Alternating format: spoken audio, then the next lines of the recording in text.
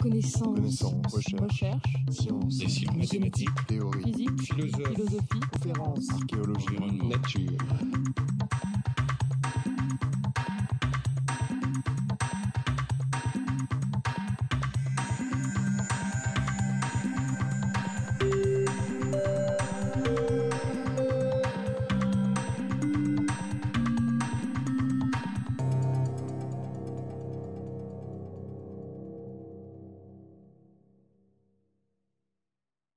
Bonjour.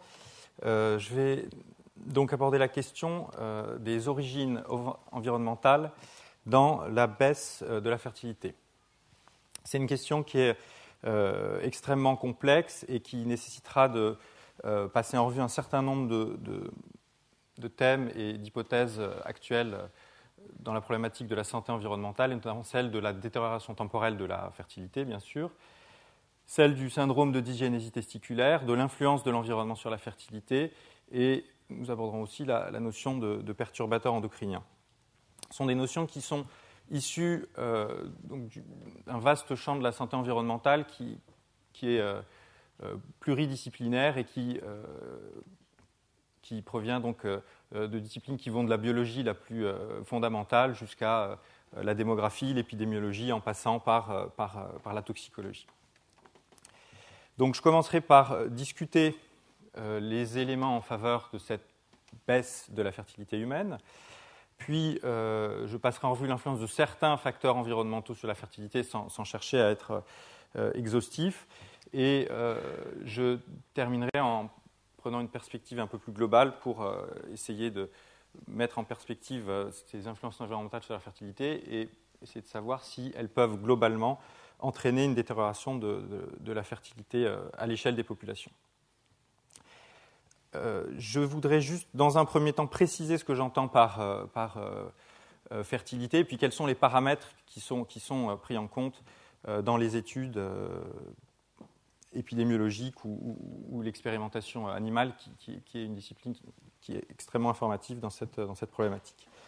Donc Henri Léridon vient de rappeler les notions de fécondabilité, qui correspondent à la probabilité mensuelle de survenue d'une grossesse chez un couple qui n'utilise pas de contraception, le délai nécessaire pour concevoir. Une autre notion qui est très importante et qu'il a rappelé, c'est celle d'infécondité involontaire, puisque au final, c'est ça qui va déterminer que les couples vont ou pas entrer dans un processus douloureux et coûteux pour la société.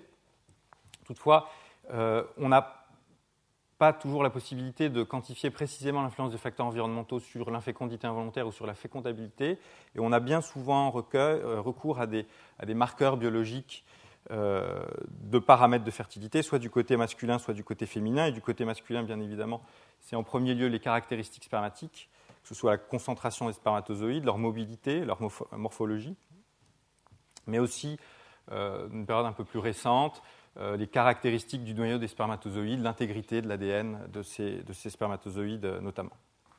On peut aussi quantifier les caractéristiques hormonales qui sont, à l'âge adulte, dans une certaine mesure, associées à ces paramètres spermatiques. Du côté féminin, même si la biologie, je dirais, est bien connue, on dispose de peu de marqueurs qui sont notamment facilement accessibles dans le contexte d'études à grande échelle et en population générale. On peut s'intéresser aux caractéristiques hormonales, mais ce n'est pas forcément évident dans un contexte où une proportion importante des femmes en âge de se reproduire utilisent une contraception hormonale. Le cycle menstruel est un paramètre très pertinent, mais là encore, pas si facile que ça à prendre en compte dans ces études en population générale. Et puis, on pourrait aussi, en théorie au moins, s'intéresser à la réserve ovarienne, à certaines pathologies comme syndrome des ovaires polykystiques. Il y a des outils, notamment par échographie, qui permettent de le faire, mais c'est encore relativement peu utilisé à l'heure actuelle dans ce contexte, notamment épidémiologique. Bon, il y a d'autres événements qui peuvent être pris en compte, la survenue de la ménopause, bien sûr, et puis au niveau utérin, endométriose et fibrome utérin. Voilà, donc venons-en tout de suite à cette question du déclin et de la détérioration possible de la fertilité. Et je commencerai par parler du versant masculin, qui est celui pour lequel on a le plus d'éléments. Et puis on en viendra aux femmes et aux couples. Donc, en ce qui concerne le côté masculin de la santé reproductive, disons, l'événement, le phénomène le plus clair et qui est indiscutable, c'est l'augmentation de l'incidence du cancer du testicule, qui est un cancer de l'homme jeune qui touche en moyenne, qui survient en moyenne entre l'âge de 30 et 35 ans. Et donc cette incidence a augmenté au cours des dernières décennies dans un certain nombre de pays européens, la plupart des pays européens pour lesquels on a des registres de cancer. Vous avez ici le taux d'incidence du Danemark qui caracole en tête, sachant que la deuxième courbe correspond à un des registres français, qui est le registre du Bas-Rhin. Donc c'est une augmentation qui est très claire, qui n'est pas due à des variations dans la structure d'âge des populations, d'une part parce que c'est un cancer de l'homme jeune, et puis de toute façon, ces données sont standardisées sur l'âge, donc l'augmentation, les taux sont donnés en supposant que la structure d'âge de la population reste la même. Et cette augmentation ne peut pas non plus être expliquée par des évolutions, des pratiques de dépistage qui elles, peuvent expliquer en partie l'augmentation de l'incidence d'autres cancers. Donc il y a une augmentation très claire et inexpliquée dans les pays européens qu'on ne retrouve pas en Asie et qu'on retrouve aux États-Unis, au moins dans la population d'origine européenne chez les hommes blancs. Ça, c'est l'élément très clair et indiscutable. Il existe par ailleurs des éléments qui indiquent qu'une détérioration des caractéristiques spermatiques au cours du temps est probable, essentiellement de la concentration spermatique, qui est le paramètre pour lequel on a des données rétrospectives les plus complètes, mais peut-être aussi de la mobilité et de la morphologie des spermatozoïdes.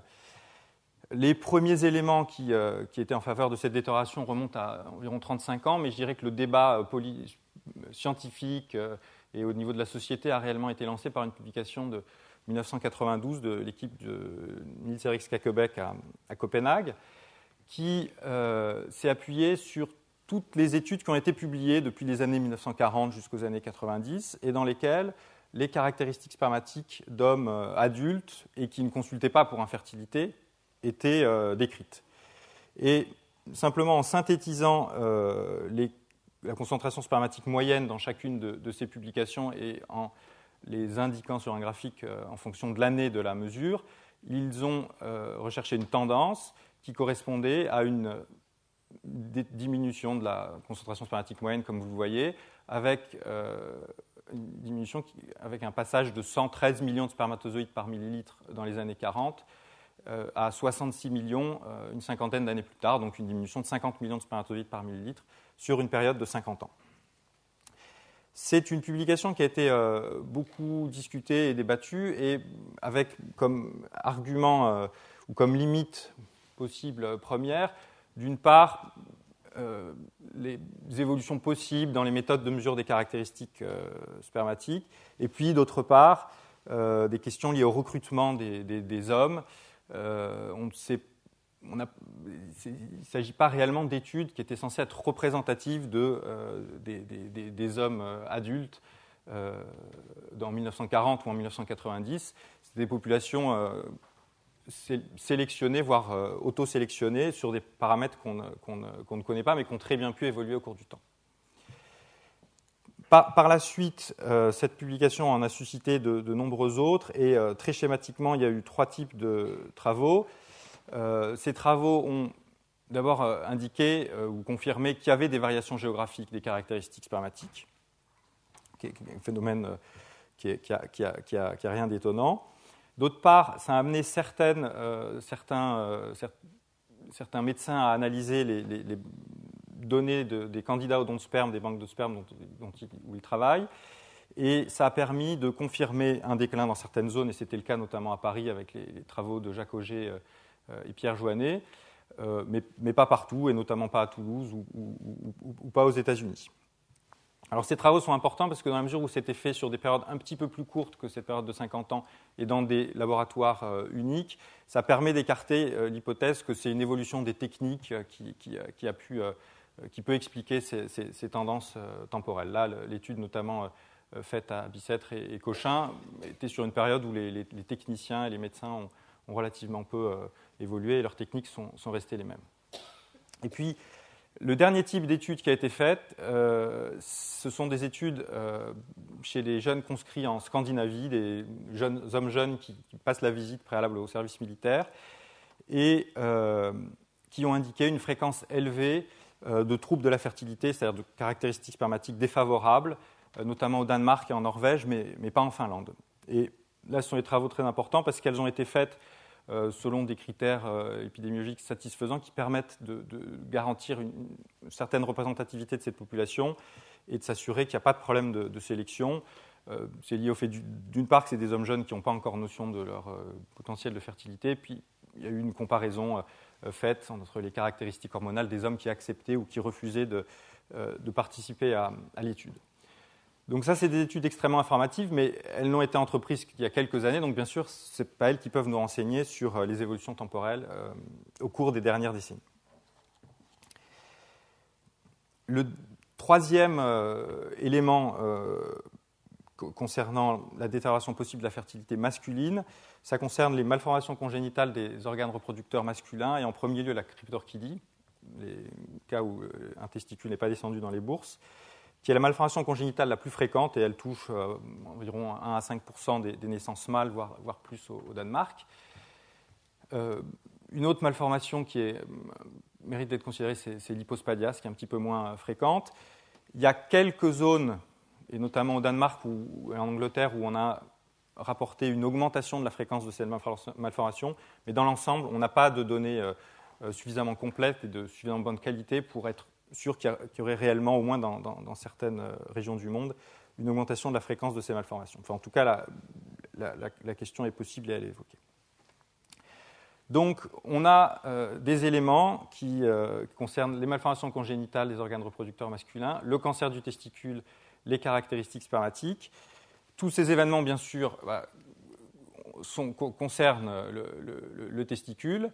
D'autre part, ils sont liés du point de vue épidémiologique. Ces malformations congénitales sont des facteurs de risque de cancer du testicule. On sait que le cancer du testicule est associé à une altération des caractéristiques spermatiques, y compris dans le testicule non atteint, que le cancer du testicule est associé aussi à des troubles de la fertilité et de la fécondité. Les hommes atteints ont moins d'enfants que ceux qui ne sont pas atteints avant même le diagnostic du cancer. Bien sûr, il ne s'agit pas de s'intéresser aux conséquences des traitements.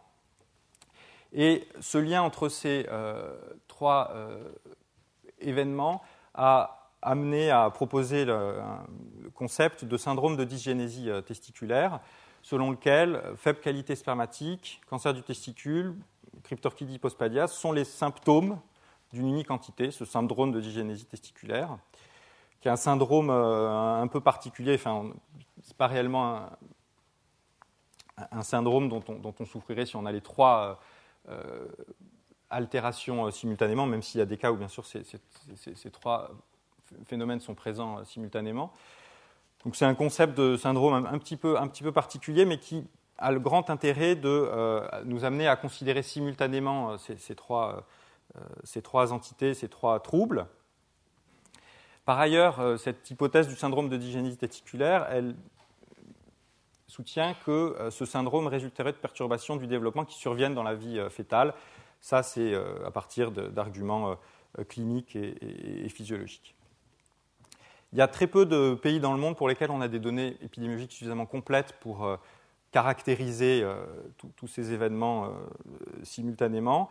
Et un des pays pour lesquels ces données sont disponibles, c'est le Danemark, où la situation est assez préoccupante, puisque à l'heure actuelle, on estime que 1% des hommes danois développeront au cours de leur vie un cancer du testicule, qu'environ 8% des garçons naissent avec une cryptorchidie, contre 2% par exemple dans la Finlande voisine, et qu'environ 20% des hommes jeunes ont une concentration spermatique inférieure à 20 millions de spermatozoïdes par millilitre, qui est un seuil où, disons, ne s'agit pas du tout d'un seuil de stérilité, mais c'est un seuil où le délai pour obtenir une grossesse va être significativement allongé.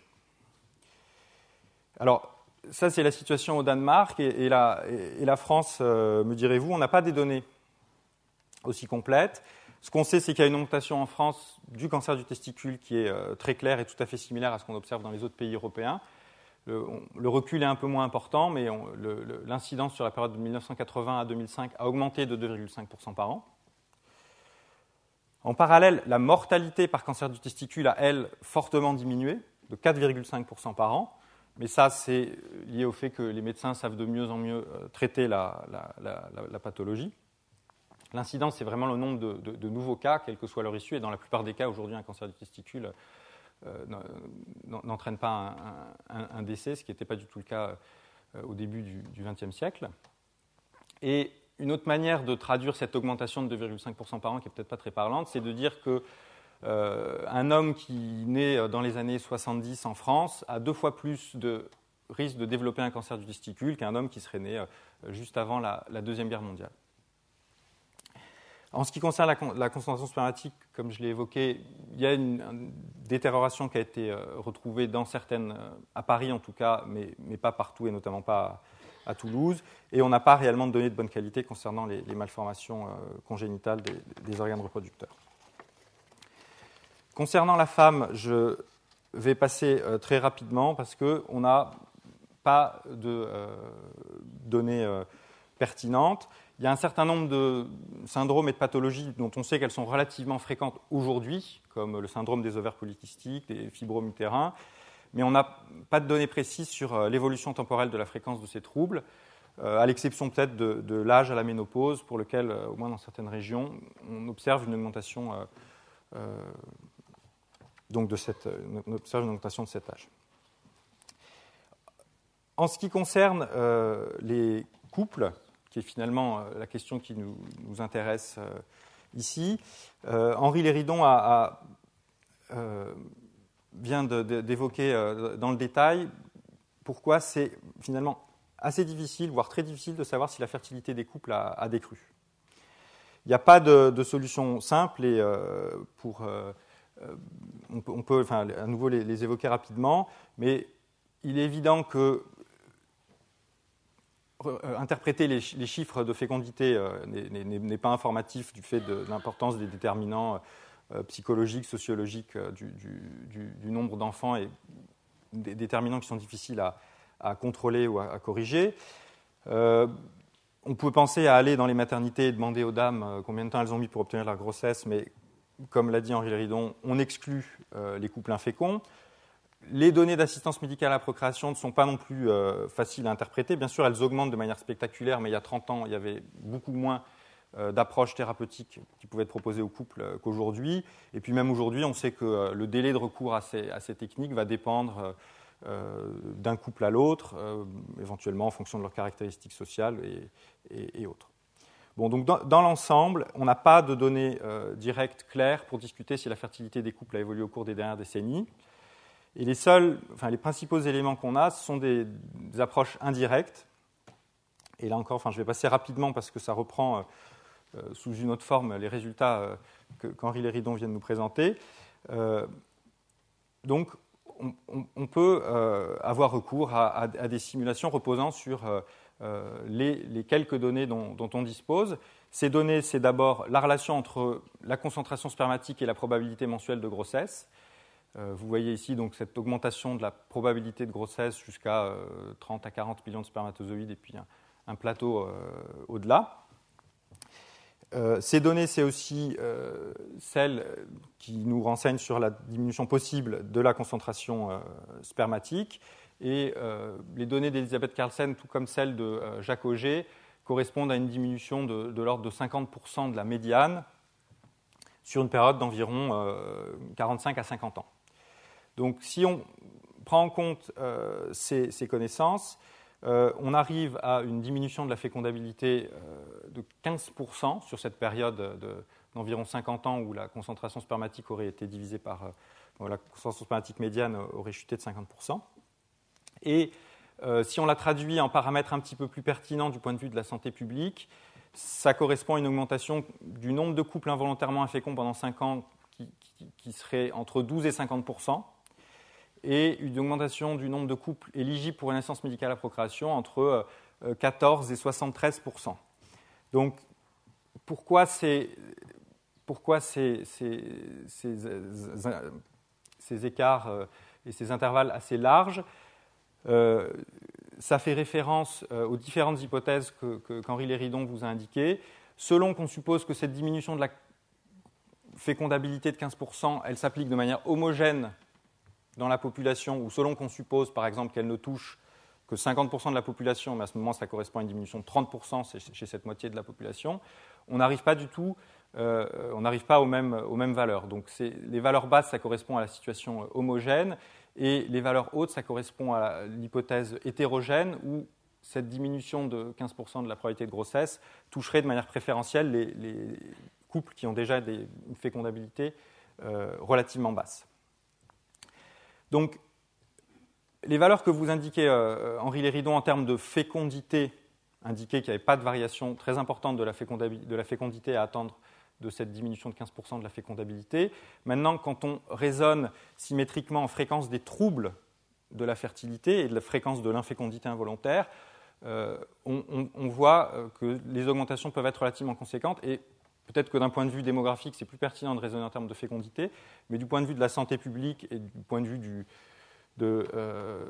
coût pour la société et pour les couples, il est aussi très important de raisonner en termes de quelle est l'augmentation du nombre ou de la proportion de couples qui vont avoir des difficultés et qui vont peut-être avoir recours à cette assistance médicale à la procréation.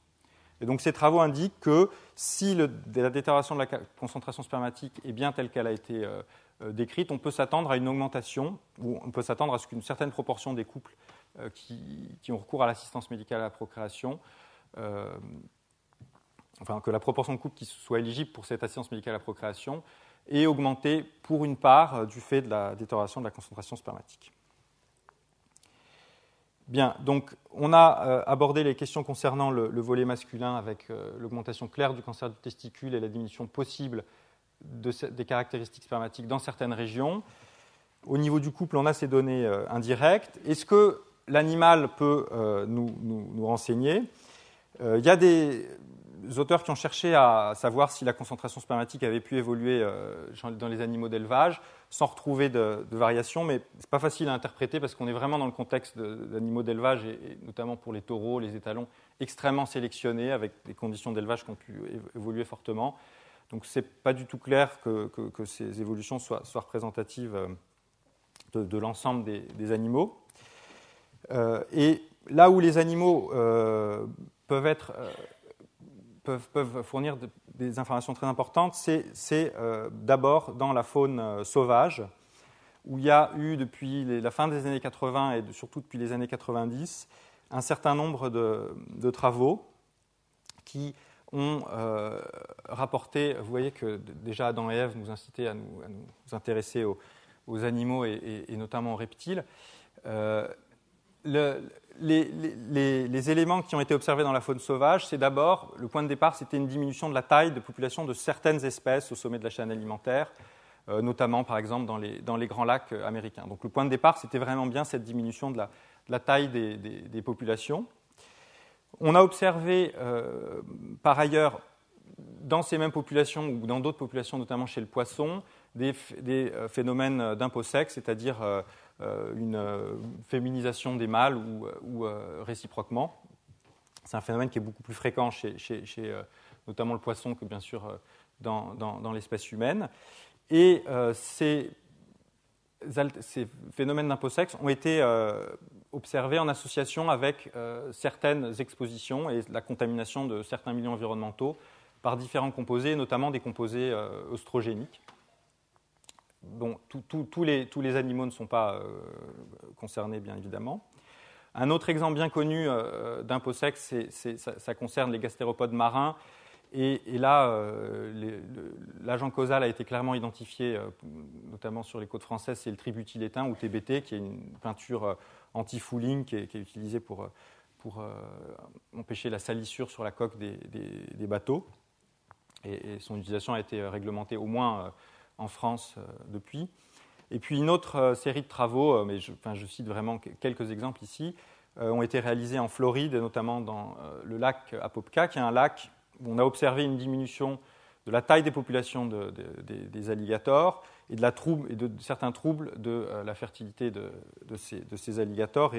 Et notamment, Louis Guillette, qui est le chercheur qui a beaucoup travaillé là-dessus, a mis en évidence que la taille du pénis de ces alligators était réduite. Et vous voyez ici en train de mesurer, on ne voit pas grand-chose, mais le pénis d'un alligator.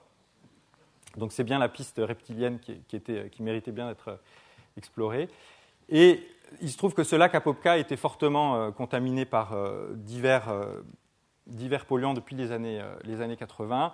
Et il a observé que d'une part, la taille, la fécondité, le développement des alligators dans d'autres lacs non contaminés était nettement meilleur, et qu'à mesure que la fertilité dans ce lac diminuait, la santé reproductive des alligators du lac Apopka s'améliorait. Donc ça, c'est des travaux qui ont essentiellement été réalisés dans les années 90 et qui ont suscité énormément d'autres recherches à un niveau plus fondamental, notamment pour essayer de comprendre les mécanismes qui pourraient expliquer de tels effets, puisque dans certains cas, il semblait bien que les polluants environnementaux pouvaient être incriminés comme cause possible de ces troubles de la fertilité. Donc on en vient à la deuxième partie qui concerne vraiment plus précisément l'influence de l'environnement sur la fertilité. Et avant d'en venir aux données existantes chez l'homme, je voudrais continuer dans la suite de ces travaux chez l'animal et puis aussi les approches in vitro, en passant quelques instants autour de l'hypothèse des perturbateurs endocriniens. Alors, j'espère que les endocrinologistes qui sont présents dans la salle vont m'excuser de la vision extrêmement simplifiée de ce que je vais dire, mais pour préciser cette hypothèse, il est nécessaire de situer un petit peu le cadre. Donc, dans un fonctionnement normal, on va avoir une glande endocrine qui va synthétiser des hormones.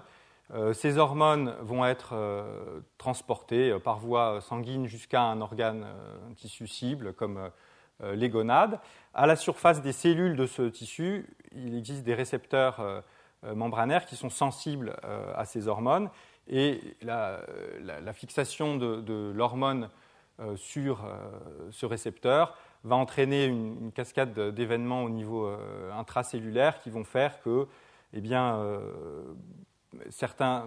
l'expression de certains gènes va être modifiée, va être peut-être induite ou réprimée, et des protéines vont être produites, et c'est la réponse de notre tissu à cette hormone. Donc ça, c'est le fonctionnement normal, je dirais. Et maintenant, un perturbateur endocrinien, c'est une molécule xénobiotique qui est étrangère à l'organisme, qui va être capable de perturber cette mécanique, soit au niveau de la synthèse, de la sécrétion, du transport ou de l'action des hormones. Donc, par exemple, au niveau de l'action, notre perturbateur endocrinien, ici en vert, éventuellement, il va se fixer sur le récepteur membranaire. Si c'était l'œstrogène, il se fixe sur le récepteur à œstrogène. Et en se fixant, il va peut-être entraîner une réponse anormale, plus importante ou plus faible à que celle qu'aurait induit l'hormone, ou tout simplement il va empêcher l'hormone de se fixer et il va donc faire qu'elle va être sans action. Donc ça, c'est un mécanisme qui a été démonté au cours des 10 à 20 dernières années par les biologistes. Et si on applique, si on s'intéresse aux conséquences de ces travaux autour de la question de la fertilité, ces travaux nous indiquent que les perturbateurs endocriniens peuvent entraîner la survenue de malformations congénitales des organes reproducteurs, une altération de la concentration spermatique qui pourrait aussi induire un cancer du testicule. Donc c'est une hypothèse qui est essentiellement de nature mécanistique, qui nous fournit une base, un mécanisme biologique plausible pour l'action de certains polluants environnementaux qu'on va appeler soit des composés à action œstrogénique, par exemple s'ils miment l'action de l'œstrogène, ou anti-androgénique s'ils bloquent le mécanisme des androgènes naturels. Ces travaux nous indiquent que cet effet est en particulier possible dans le cas d'une exposition aux perturbateurs endocriniens durant la vie intra-utérine.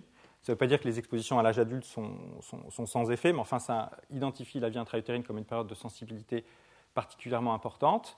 Et c'est une hypothèse qui a été dans une large mesure validée chez l'animal, sauf peut-être en ce qui concerne le cancer du testicule. Mais pour les autres pathologies, on arrive à partir de certains polluants, par exemple les phtalates, à observer une induction de malformations congénitales ou de troubles, de caractéristiques spermatiques altérées à l'âge adulte, à la suite d'une exposition durant la vie fœtale à ces perturbateurs endocriniens.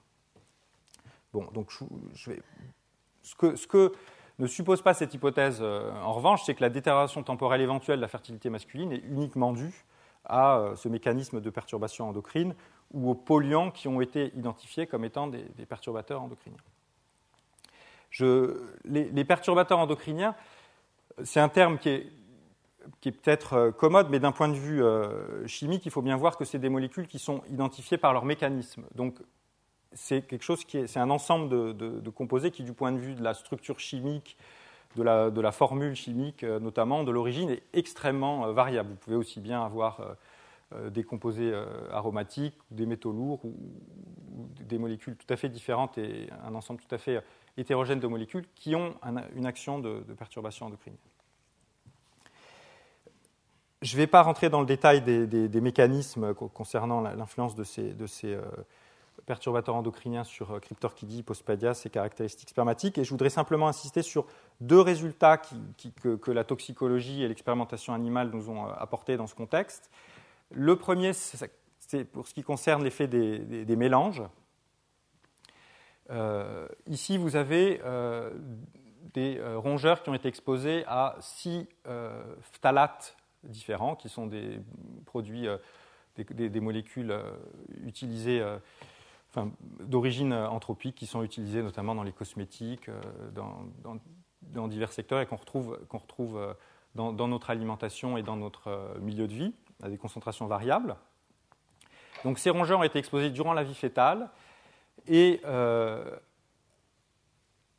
on a mesuré la production de testostérone, donc une hormone chez le fœtus, en la rapportant au niveau des rongeurs non exposés, qui est indiqué par la valeur 100.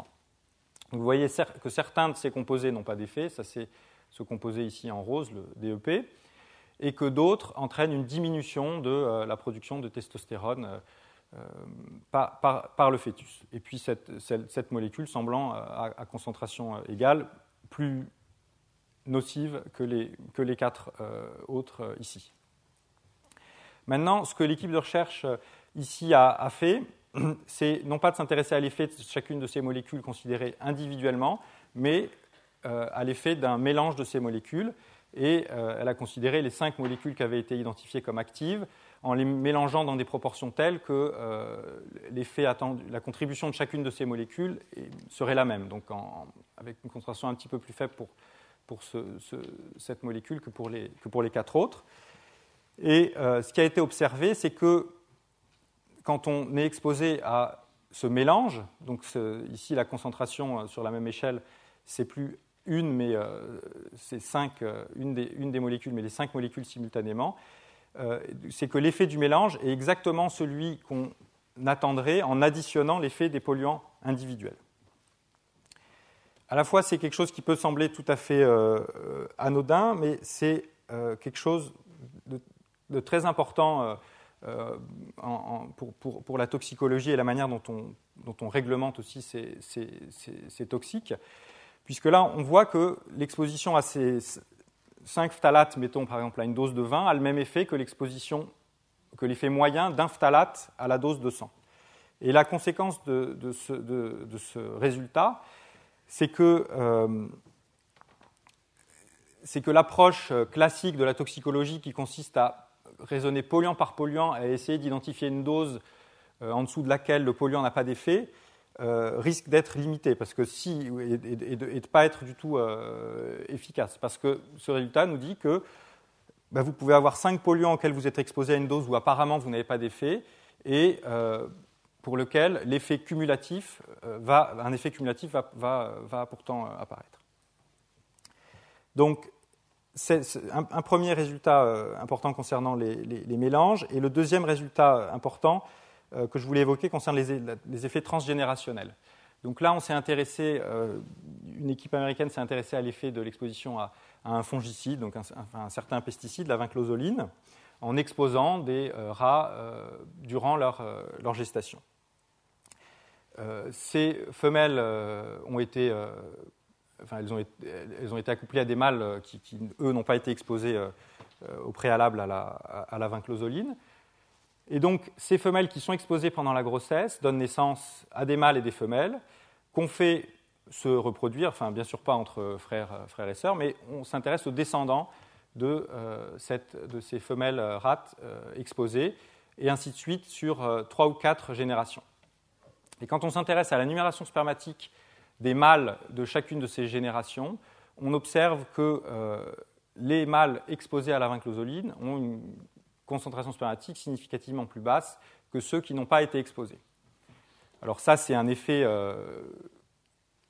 qui est complètement dans le cadre de l'hypothèse des perturbateurs endocriniens, une altération à l'âge adulte des caractéristiques spermatiques du fait d'une exposition intra-utérine à un perturbateur endocrinien.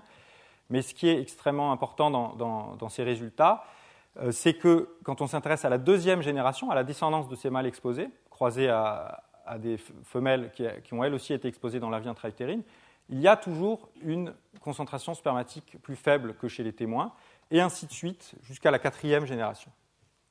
Donc ça, c'est un travail d'une équipe et qui mérite d'être répliqué et qui, à ma connaissance, n'a pas encore été répliqué, donc il faut le prendre avec précaution.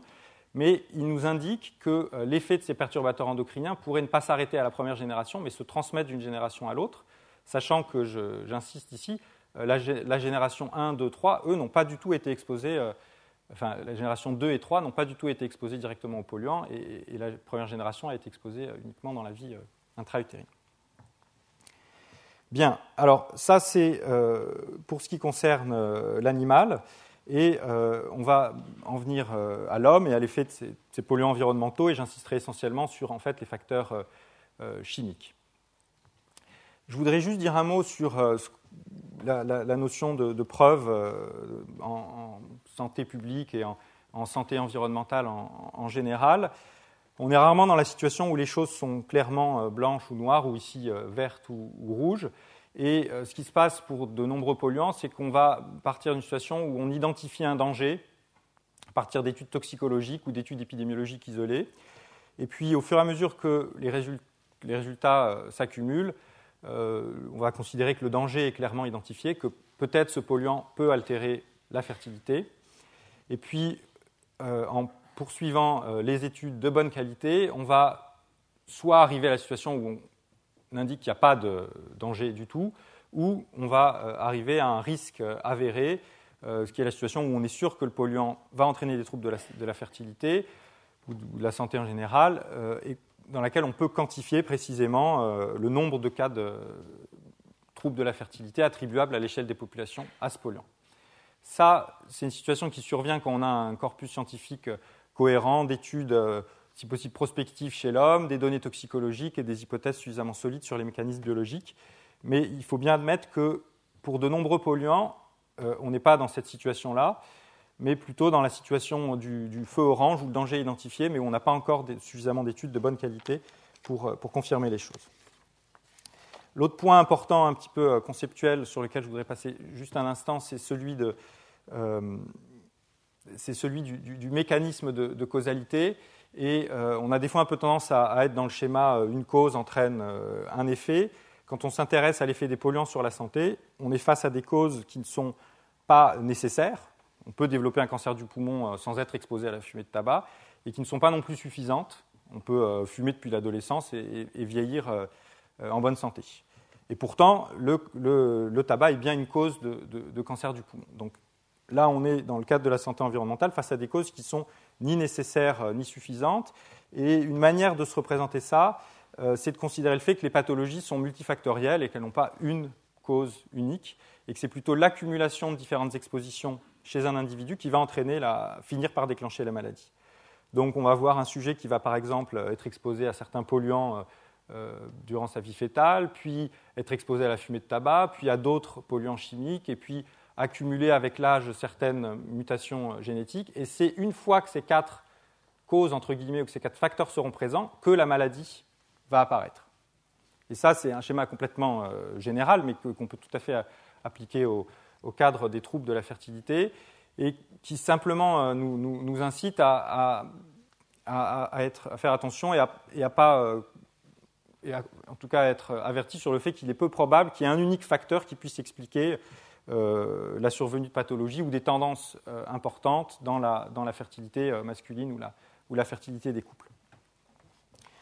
Bien, alors, voici pour ces généralités. Je vais passer ici.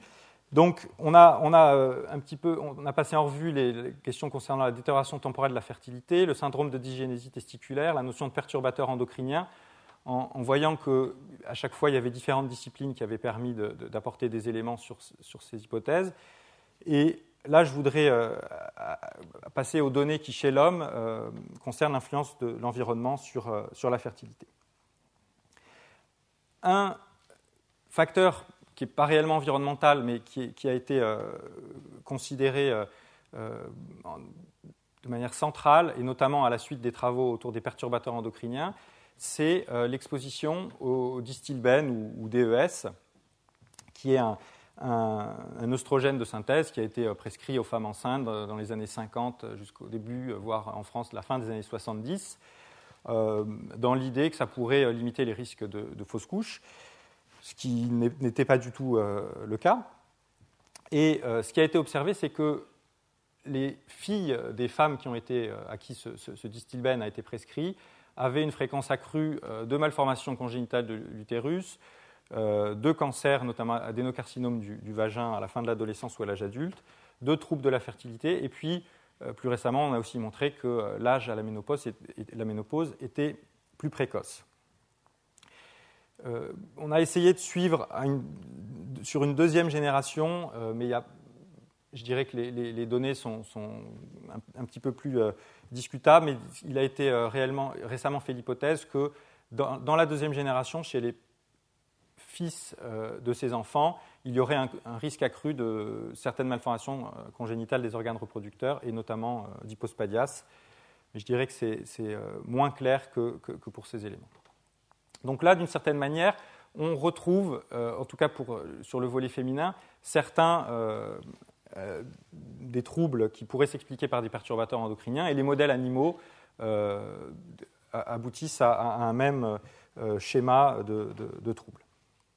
Maintenant, qu'est-ce qu'il en est des polluants réellement environnementaux et non pas d'origine médicamenteuse comme celui-ci? Donc je voudrais parler un petit peu des polluants organiques persistants et puis de certains polluants organiques non persistants. Parmi les polluants organiques persistants, on s'est notamment intéressé aux pesticides organochlorés, et les premiers éléments concernant la fertilité remontent au moins aux années 70, notamment avec le DBCP, le dibromochloropropane, qui était un pesticide qui a été utilisé dans de nombreux pays, notamment, mais pas seulement, dans la culture de la banane, par exemple. Et il a été clairement montré que cette exposition chez l'homme entraînait une azoospermie, donc cette fois-ci, ça pouvait aller jusqu'à vraiment une absence totale de spermatozoïdes, une diminution de la fertilité et de la fécondité. Donc là, on est dans les années 70 dans le cadre d'exposition professionnelle, et on a quelques autres pesticides organochlorés utilisés là encore dans les années 70 à 80, pour lesquels des effets sur la fertilité masculine ont été retrouvés. Plus récemment, il y a un petit nombre d'études qui se sont intéressées à l'exposition aux pesticides, cette fois-ci de la population générale, et notamment une étude a retrouvé un effet possible de certains pesticides organochlorés sur les caractéristiques spermatiques. Mais là, cette fois-ci, c'est en population générale, donc des doses d'exposition qui ne sont pas du tout celles qui étaient observées en milieu professionnel dans les années 70. Et ce genre d'études sont rendues possibles aujourd'hui par le développement des outils de la biochimie qui permettent de doser dans les urines ou dans le sang des métabolites de ces polluants organiques et pesticides. Un mot sur les métaux lourds et notamment le plomb, leur effet sur les caractéristiques spermatiques et sur la fertilité des couples, notamment le risque d'infécondité involontaire, a été clairement montré, notamment dans le cadre d'expositions professionnelles. Et puis une troisième famille de polluants organiques persistants dont on parle beaucoup et qui font partie de la liste de la commission de Stockholm, c'est les PCB ou biphénylpolychlorinés, ou en France on dit aussi les pyralènes, qui étaient utilisés notamment comme isolants électriques, qui sont maintenant interdits dans la plupart des pays industrialisés, mais qui, du fait de leur persistance, sont toujours présents dans notre environnement. Et dans ce cas-là, ce qui a été observé, c'est une augmentation possible de l'indice de fragmentation de l'ADN des spermatozoïdes en corrélation avec les niveaux d'exposition à certains de ces PCB. Alors les PCB, il y a 2 noyaux aromatiques et puis 1 à 2, voire 10 atomes de chlore substitués. Donc il y a 209 congénères possibles. Et c'est très difficile de les étudier simultanément et de caractériser l'effet des mélanges. Mais dans cette étude, c'est une augmentation de cet indice de fragmentation de l'ADN spermatique qui a été observé en corrélation avec un des congénères des PCB qui avait été dosé. On ne connaît pas très bien à l'heure actuelle les conséquences de cette augmentation de la fragmentation de l'ADN spermatique chez les couples. Il est probable que ça puisse entraîner des diminutions de la probabilité de grossesse, et on ne sait pas très bien si ça peut avoir des conséquences sur la descendance ou sur la santé de l'enfant. C'est quelque chose qui n'est pas du tout connu. Concernant les PCB, ici j'indique la carte du ministère de l'Environnement sur la contamination en PCB des estuaires et cours d'eau français. En bleu, en gros, ça correspond au niveau faible. Et cette carte vous indique qu'il y a un certain nombre de zones, d'estuaires, voire de cours d'eau, pour lesquelles on a un réel problème de contamination par les PCB. Donc ça, c'est un vrai problème pour les écosystèmes, mais potentiellement aussi pour l'homme, dans la mesure où on est susceptible de manger certains des poissons qui vivent dans ces écosystèmes contaminés. Une autre famille de polluants organiques persistants pour lesquels, dans les dernières années, des éléments forts se sont accumulés, ce sont les composés, les composés perfluorés, PFOA, PFOS, qui sont présents dans de nombreux produits de consommation courante, notamment revêtements de sol, textiles, cosmétiques, et donc auxquels on est tous exposés à des niveaux plus ou moins importants. Ils sont bien persistants dans l'environnement et dans l'organisme, et il a été montré qu'ils pouvaient influencer à la fois les caractéristiques spermatiques, mais aussi le risque d'infécondité involontaire des couples. Et cette étude récente vous donne, en fonction des taux d'un de ces composés perfluorés, le PFOS, dosé dans le sang chez la femme, le risque, ou odds ratio, d'infécondité involontaire. C'est une infécondité involontaire de 12 mois. Et donc, vous avez ici une valeur de 1,77 qui nous dit qu'en gros, la probabilité de souffrir d'infécondité involontaire de 12 mois augmente de l'ordre de 50% quand on fait partie des 25% de sujets les plus exposés par rapport aux 25% des sujets les moins exposés à ces composés. Et un effet similaire est observé pour l'autre composé. Donc là, ce sont des polluants pour lesquels un effet sur différentes étapes de la fertilité, à la fois au niveau masculin et au niveau du couple, sont clairs. Et je voulais donner un exemple concernant le cycle menstruel. Il y a au moins une étude qui a mis en évidence des perturbations du cycle menstruel, et notamment la durée du cycle menstruel, en association avec les niveaux de DDT ou d'un de ces métabolites, le DDE, dosé dans le sérum chez la femme. Ça n'a pas été retrouvé dans une deuxième étude. Alors, ça, pour les épidémiologistes, ce n'est pas une contradiction. Maintenant, ça ne suffit pas pour affirmer que ce DDT entraîne clairement des troubles du cycle menstruel. Et il faudrait avoir un petit peu plus d'études pour confirmer ça. Mais comme je vous l'ai dit, c'est compliqué de faire ce genre d'études, notamment parce qu'il faut réussir à recruter un nombre suffisamment important de femmes qui n'utilisent pas de contraception et réaliser ces dosages et les suivre dans le temps et si possible mesurer aussi avec des biomarqueurs hormonaux la durée de la différente partie du cycle. Toujours pour rester sur le DDT, il y a une étude extrêmement intéressante qui a été faite en Chine sur la fertilité, disons, ou plus précisément sur le risque de fausse couche précoce. Fausse couche précoce, c'est-à-dire avant le stade clinique, donc détecté par des dosages quotidiens de bêta-HCG.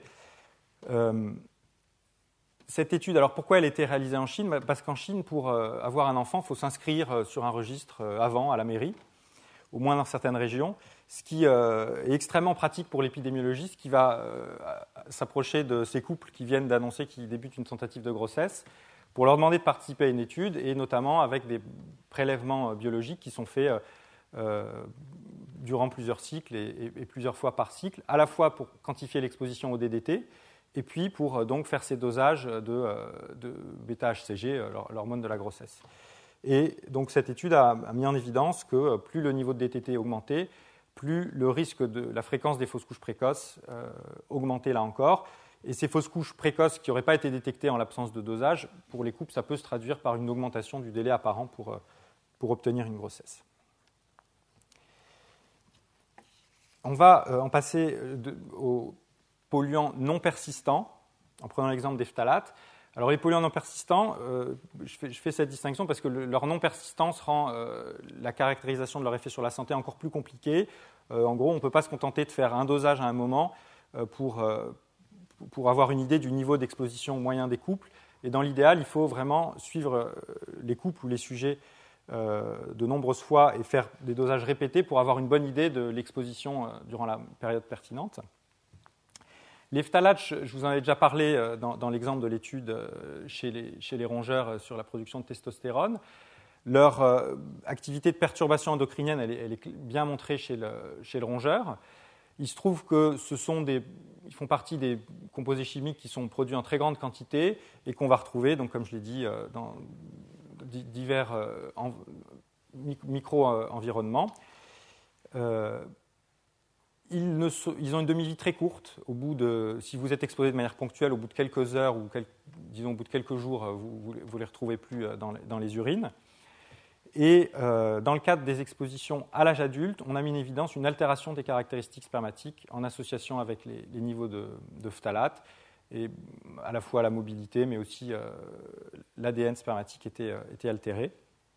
Et dans le cadre de l'exposition intra-utérine, il y a très peu d'études, mais l'une d'entre elles a mis en évidence une diminution de la distance anogénitale chez les garçons nouveau-nés en association avec l'exposition de sa mère aux phtalates pendant la grossesse.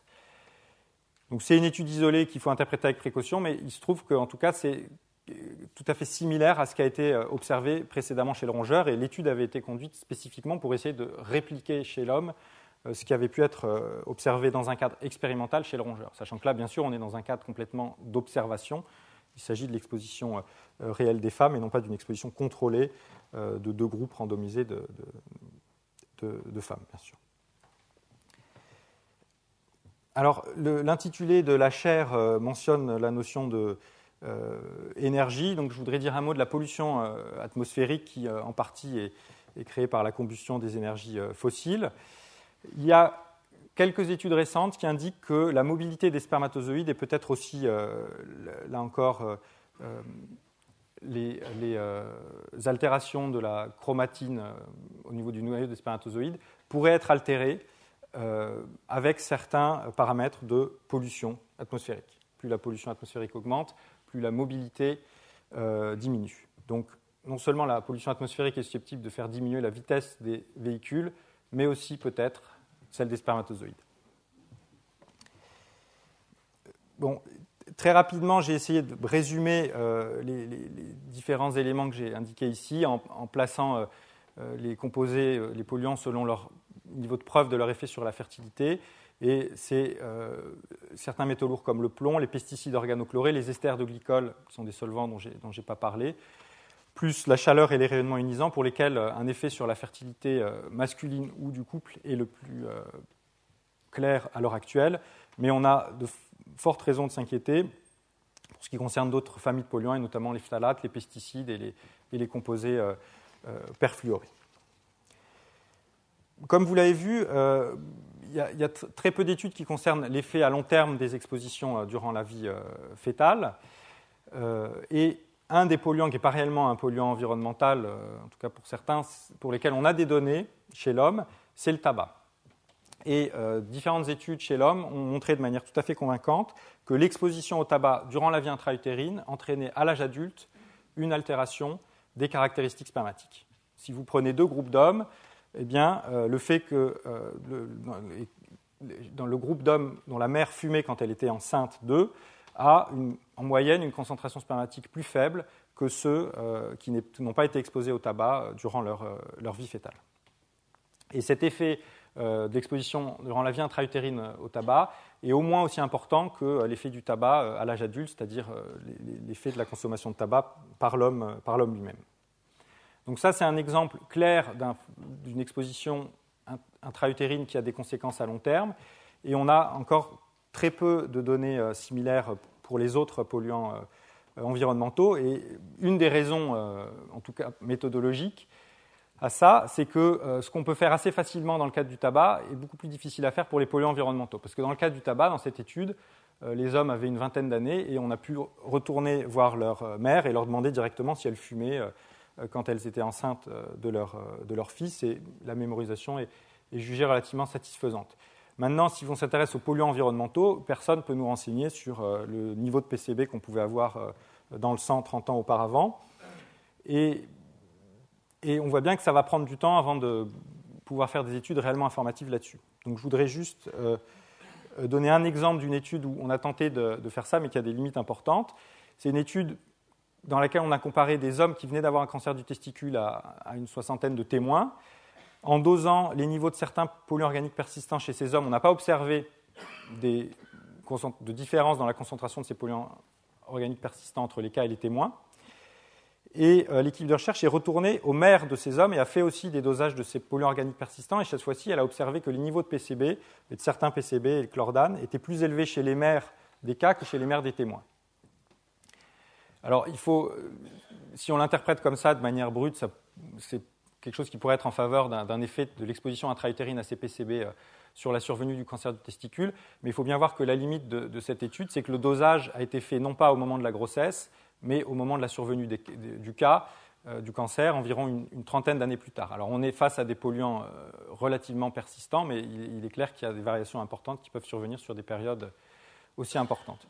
Mais vous voyez bien que si vous voulez confirmer une telle étude de manière tout à fait convaincante, ça implique de recruter des femmes pendant la grossesse, de faire d'importants prélèvements biologiques, si possible répétés, pour doser les polluants persistants, et de les suivre 30, 35 ans, et de suivre surtout leurs enfants jusqu'à l'âge de 35 ans, pour voir si, en fonction de l'exposition, le risque de cancer diminue. Et même dans le cas d'un cancer relativement fréquent comme celui-là, ce n'est pas en suivant 100 ou même 1000, même 10 000 femmes enceintes que vous allez avoir suffisamment de puissance statistique pour mettre en évidence un effet éventuel de ces polluants. Donc, il est probable qu'on ne soit pas prêt de confirmer ou d'infirmer de manière complètement convaincante ce genre de résultats. Je vais m'arrêter là sur les facteurs environnementaux. Je voudrais juste rappeler qu'il y a des facteurs non environnementaux qui influencent la fertilité. Un exemple tout simple, c'est le surpoids qui est associé à divers troubles au niveau du couple et au niveau de l'homme. Et la prévalence de l'obésité a très fortement augmenté dans nos sociétés. Ici, c'est les données américaines. Le blanc, c'est l'absence de données, ce n'est pas des valeurs faibles. Mais vous voyez que la proportion d'États avec une prévalence de l'obésité importante a considérablement augmenté sur cette période courte aux États-Unis. Bien, alors, notre question de départ, c'était est-ce que les facteurs environnementaux peuvent expliquer, entraîner une baisse de la fertilité? On a vu qu'au niveau individuel, l'exposition à certains polluants environnementaux peut altérer la fertilité. Si vous êtes exposé à certains polluants organiques persistants, par exemple, le risque de survenue de troubles de la fertilité est accru par rapport à quelqu'un qui n'est pas du tout exposé. On est loin de caractériser très précisément cet effet en termes de nombre de cas attribuables à ces polluants. Et en fait, on est aussi très loin de pouvoir dire si vraiment ces effets qu'on observe au niveau individuel peuvent avoir des répercussions au niveau de la population. Pour le faire complètement, il faudrait pouvoir disposer d'une idée très précise de la répartition des doses d'exposition aux polluants P qui nous intéressent dans la population ou dans un échantillon représentatif de cette population, qui est quelque chose dont on ne dispose pas pour la plupart des polluants chimiques, notamment à l'heure actuelle en France. Certains pays sont un petit peu plus avancés que nous. Il faut avoir une idée précise de la relation dose-effet donc, entre cette dose et par exemple, la fréquence de l'infécondité. Il faut aussi avoir une idée relativement précise de la fréquence des troubles de la fertilité en population générale, et ce n'est pas si évident que ça. Et avec tous ces éléments, en faisant ce qu'on appelle une étude d'impact sanitaire, en les combinant de manière pas forcément très compliquée, on peut arriver à estimer le nombre de cas de troubles de la fertilité attribuables à ce polluant. Il faudrait bien sûr le répéter pour d'autres polluants P' et tous ceux qui nous intéressent, et ils sont nombreux.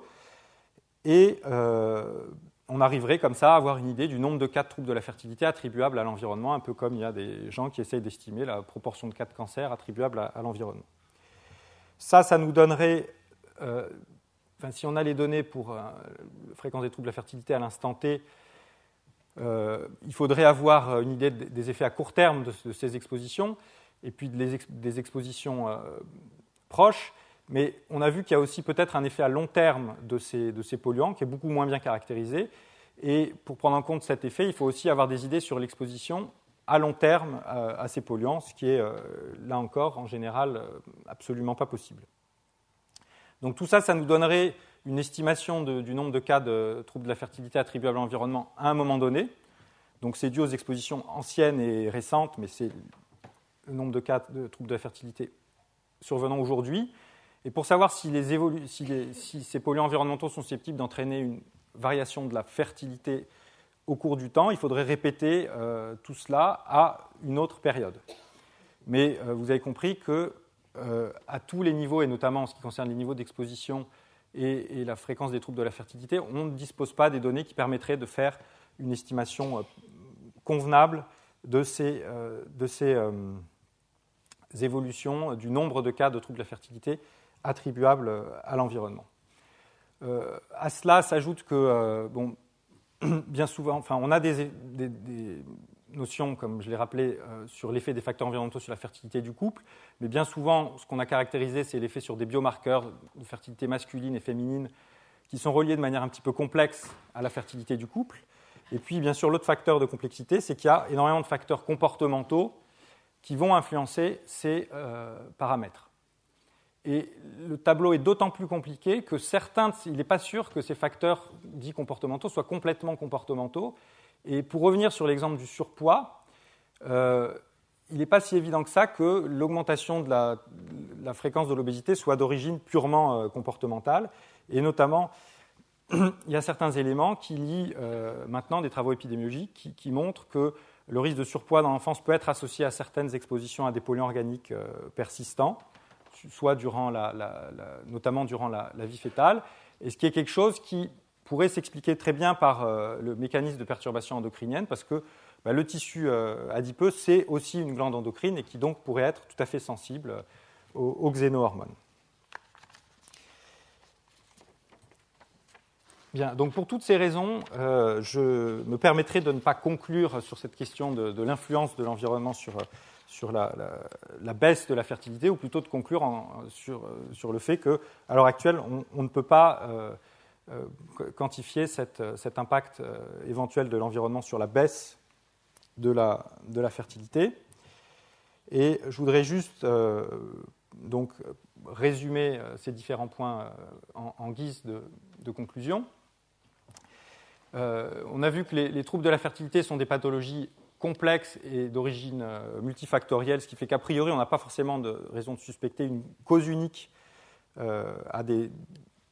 dont la prévalence aurait augmenté depuis 1950 ou un petit peu avant et qui pourrait expliquer des tendances temporelles dans la fertilité. La rapidité des tendances temporelles dans l'incidence des troubles de la santé reproductive masculine, et notamment cancer du testicule, ne font pas des facteurs génétiques une explication vraisemblable, ce qui ne veut pas dire que les caractéristiques génétiques de chacun n'influencent pas la façon dont on va être susceptible à ces facteurs extérieurs, bien sûr. Par ailleurs, l'étude de l'effet des mélanges des polluants persistants et des effets à long terme des expositions intra-utérines chez l'homme, elle soulève d'importants défis méthodologiques et puis implique de réaliser des études avec un coût extrêmement important. L'hypothèse de perturbation endocrinienne fournit un cadre conceptuel tout à fait pertinent pour étudier l'influence de l'environnement sur ces troubles de la fertilité, mais ce qui ne veut bien sûr pas dire que l'ensemble des facteurs environnementaux l'ensemble des influences environnementales sur la fertilité passe par ce mécanisme de perturbation endocrinienne. Donc, comme on l'a vu, les observations dans la faune sauvage et l'expérimentation animale nous montrent qu'il y a différents polluants, et notamment chimiques, mais pas seulement, qui peuvent influencer la fertilité, entraîner une diminution de la taille de certaines populations, notamment chez poissons, reptiles, que les périodes fœtales et postnatales sont particulièrement sensibles à ces expositions. Peut-être même que l'effet de ces expositions pourrait ne pas se limiter à la première génération exposée in utero, mais se transmettre à la descendance. Chez l'homme, on a des connaissances qui sont loin d'être aussi complètes, mais une détérioration du versant masculin des capacités reproductrices est tout à fait probable dans certains pays industrialisés. C'est certain pour ce qui concerne le cancer du testicule et probable pour les caractéristiques spermatiques. On a vu que l'exposition à l'âge adulte à certains polluants environnementaux peut entraîner à court terme des troubles de la fertilité. Et là où s'arrête, je dirais, le savoir actuel, même s'il y a toujours des débats entre les scientifiques, ça concerne le fait, enfin, notamment ce qu'on ne sait pas, c'est que l'exposition durant la vie fœtale, à ces polluants environnementaux peut entraîner des troubles de la fertilité ou un cancer du testicule à l'âge adulte, et on ne sait pas non plus la part de ces facteurs environnementaux dans la fréquence actuelle ou passée des troubles de la fertilité des populations. L'ensemble des éléments que j'indiquais montrent s'il n'y a pas de certitude, il y a des raisons réelles de s'inquiéter. Et ce qui est clair aussi, c'est que le temps où des certitudes scientifiques viendront soit confirmer, soit balayer ces inquiétudes est probablement assez lointain. Donc je crois que c'est à la société de trouver une façon de vivre avec ces incertitudes et de les gérer. Voilà, je vous remercie pour votre attention.